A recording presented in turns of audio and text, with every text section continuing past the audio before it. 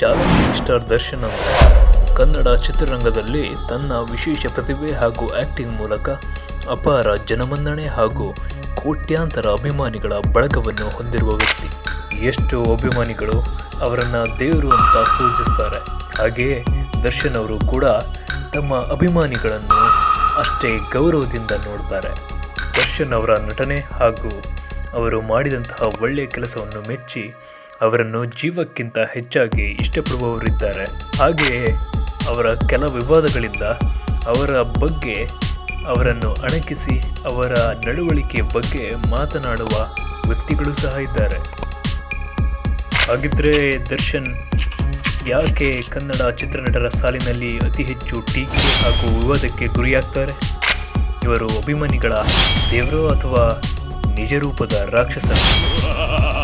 ಇಂತಹ ಪ್ರಶ್ನೆಗಳು ಹುಟ್ಟುವುದಕ್ಕೆ ಪ್ರಮುಖ ಕಾರಣ ಈ 6 ವಿವಾದಗಳು. ಅದರಲ್ಲೂ ಕೂಡ ಈ ಕೊನೆ ವಿವಾದದಿಂದಾಗಿ ಅವರಿಗೆ ಅತಿ ಹೆಚ್ಚಿನ ಟೀಕೆ ಹಾಗೂ ವೈರಿಗಳು ಹುಟ್ಟಿದ್ದು. ಹಾಗಾಗಿ ವಿಡಿಯೋವನ್ನು ಕೊನೆ ತನಕ ನೋಡಿ.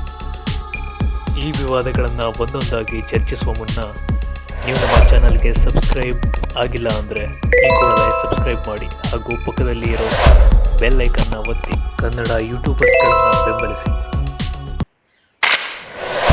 ಈ ಮೊದಲು ದರ್ಶನ್ ಹಾಗೂ ಯಶ್ ಸಿನಿಮಾಗಳಲ್ಲಿ ಕೋಇನ್ಸಿಡೆನ್ಸ್ ಆಗಿ ಒಬ್ಬರ ಮೇಲೆ ಇನ್ನೊಬ್ಬರು ಅಣಕಿಸುವ ಡೈಲಾಗ್ಗಳಿದ್ದವು.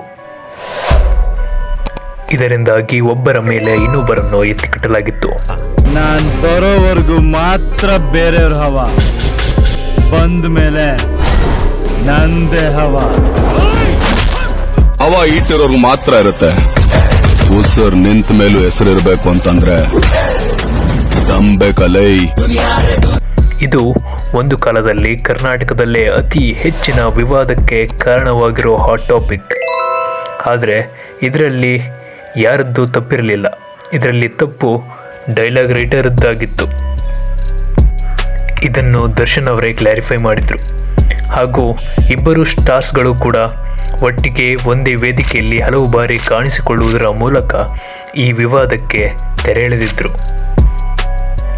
ಇನ್ನು ಎರಡನೆಯ ಪ್ರಮುಖ ಕಾರಣ ಕಿಚ್ಚ ವರ್ಸಸ್ ದಚ್ಚು. ಹೌದು, ಒಂದು ಕಾಲದಲ್ಲಿ ಆತ್ಮೀಯ ಸ್ನೇಹಿತರಾಗಿದ್ದ ಸುದೀಪ್ ಹಾಗೂ ದರ್ಶನ್ ನಡುವೆ ಮನಸ್ತಾಪ ಉಂಟಾಯಿತು ಅಂತ ಹೇಳಲಾಗುತ್ತೆ. ಇದು ಎಷ್ಟು ಸುಳ್ಳು ಎಷ್ಟು ನಿಜವೋ ಗೊತ್ತಿಲ್ಲ. ಆದರೆ ಇದನ್ನೇ ಬಂಡವಾಳವನ್ನಾಗಿ ಮಾಡಿಕೊಂಡ ಕೆಲ ಕಿಡಿಗೇಡಿಗಳು ಒಬ್ಬರ ಫ್ಯಾನ್ಸ್ ಮೇಲೆ ಇನ್ನೊಬ್ಬರನ್ನು ಎತ್ತಿ ಕಟ್ಟಿ ಹಾಕುತ್ತಿದ್ದರು. ಆದರೆ ಇದುವರೆಗೂ ಒಬ್ಬರ ಮೇಲೆ ಇನ್ನೊಬ್ಬರು ಒಳ್ಳೆಯದನ್ನೇ ಮಾತನಾಡಿದ್ದಾರೆ. ಇನ್ನು ಮೂರನೇ ವಿವಾದಕ್ಕೆ ಬಂದರೆ ರವಿ ಬೆಳಗೆರೆಯವರ ಹೇಳಿಕೆಗಳು. ರವಿ ಬೆಳಗೆರೆಯವರ ವಿವಾದಾತ್ಮಕ ಹೇಳಿಕೆಗಳು ನಾಡಿನ ಜನರಲ್ಲಿ, ಅದರಲ್ಲೂ ವಿಶೇಷವಾಗಿ ದರ್ಶನ್ ಹಾಗೂ ದುನಿಯಾ ವಿಜಯ್ ಅಭಿಮಾನಿಗಳಲ್ಲಿ ಸಂಚಲನವನ್ನೇ ಮೂಡಿಸಿದ್ದವು. Darshan is a good actor. ಅಂದ್ರೆ ಏನಾದ್ರೂ ಒಂದು ಕಮಿಟ್ ಆದ ಅಂದ್ರೆ ಮಾಡ್ತಾನೆ. ಆದ್ರೆ ಈ ಹುಡುಗನಿಗೆ ಯಾಕ್ರಿ ಆ ಹೆಂಡತಿ ನೋಡಿ ಅಚ್ಚಟ. ಒಂದ್ಸಲ ಅಂತೂ ಗಲಾಟೆ ಮಾಡ್ಕೊಂಡ ನಿಮ್ಗೆ ಗೊತ್ತೋದು. ಆ ಹುಡುಗಿ ಕೈಯನ್ನ ಕಾರ್ ಡೋರ್ಗಿಟ್ಟು ಡೋರ್ ಹಾಕಿ ರಪ ರಪ ರಪ ಅಂತ ಕೈ ಮುರಿದಾಕ ಜೈಲ್. ಇದರಿಂದಾಗಿ ರವಿ ಬೆಳಗೆರೆಯವರ ವಿರುದ್ಧ ದರ್ಶನ್ ಹಾಗೂ ದುನಿಯಾ ವಿಜಯ್ ಅಭಿಮಾನಿಗಳು ಕೆಂಡಾಮಂಡಲರಾಗಿದ್ದರು. ಇದಾದ ಬಳಿಕ ದುನಿಯಾ ವಿಜಯ್ ಓಪನ್ ಆಗಿ ರವಿ ಬೆಳಗೆರೆಯವರಿಗೆ ವಾರ್ನಿಂಗ್ ಮಾಡಿದ್ದು ಎಲ್ಲರಿಗೂ ಗೊತ್ತಿರುವ ವಿಷಯ. ಯಾರು ರವಿ ಬೆಳಗೆರೆ? ಅವನಿಗೆ 2 ಹೆಂಡ್ತಿರ್ರಿ, 2 ಹೆಂಡ್ತಿರು 4 ಮಕ್ಕಳು. ಅವ್ರಿಗೆ ಅವ್ನು ಪ್ರಜ್ಞೆ ಇಲ್ಲ. ಅವ್ನಿಗೆ ಒಂದ್ಸರಿ ಪುಲ್ವಾಮಾ ಅಂತಾನೆ, ಒಂದ್ಸರಿ ಇನ್ಯಾರ್ದೋ ಹೆಂಡ್ತಿ ಗಲಾಟೆ ಅಂತಾನೆ. ಅವ್ನ ವಯಸ್ಸಿಗೆ ಒಂದು ಮರ್ಯಾದೆ ಇರಬೇಕಲ್ವಾ? ಅವನು ತಿಂಗಳಲ್ಲಿ ಒಂದು 20 ದಿವಸ ಯಾವುದೋ ಮಾನಸ ಹಾಸ್ಪಿಟ್ಲಲ್ಲಿ ಬಿದ್ದಿರ್ತಾನೆ ಕುಡಿದು. ಅದಾದ್ಮೇಲೆ ತಿರ್ಗಾ ಬಂದು ಇಲ್ಲಿ ಪ್ರಜ್ಞೆ ಬಂದಾಗ ಕುತ್ಕೊಂಡು ಬರೀತಾ ಇರ್ತಾನೆ. ಇವನು ಪ್ರಜ್ಞೆ ಬಂದಾಗೆಲ್ಲ ದರ್ಶನ್ ಹೆಂಡ್ತಿ, ದುನಿಯಾ ವಿಜಯ್ ಹೆಂಡ್ತಿರು, ಇವನು ಹೆಂಡ್ತಿರು ಇವ್ನ ಕಣ್ಣು ಕಾಣೋದೇ ಇಲ್ವಾ? ಸೂಳೆ ನನಗಿದೆ ವಾರ್ನಿಂಗ್. ಗೊತ್ತಾಯ್ತಾ? ಫಸ್ಟ್ ಅವ್ನು ನೆಟ್ಟಿಗಿರ್ಬೇಕು, ಇನ್ನೊಬ್ರಿಗೆ ಹೇಳೋವಾಗ. ಹಾಗಿದ್ರೆ ಉಳಿದ 3 ವಿವಾದಗಳು ಯಾವುವು ಅನ್ನೋದನ್ನು ತಿಳಿಬೇಕಾದ್ರೆ ನಮ್ಮ ಚಾನಲ್ಗೆ ಸಬ್ಸ್ಕ್ರೈಬ್ ಮಾಡಿ ಹಾಗೂ ಅಲ್ಲಿ ಪಾರ್ಟ್ 2ನ ನೋಡಿ.